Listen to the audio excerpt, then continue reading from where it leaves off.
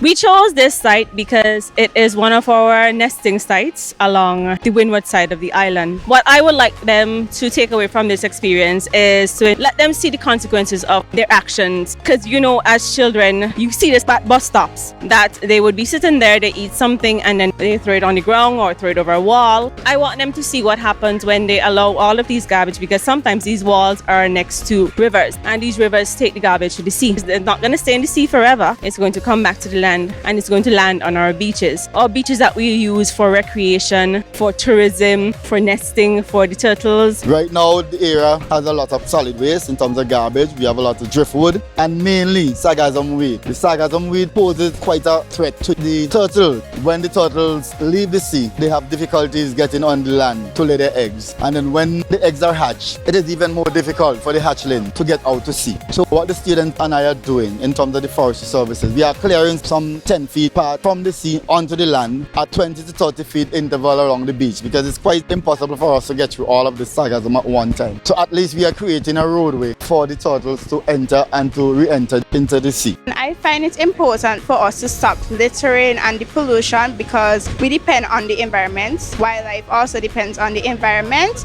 We depend on it for food, shelter, clothing, etc. And the wildlife is their habitat. And when there's litter, it's caused a disruption for them. And as you know, they eat jellyfish for food.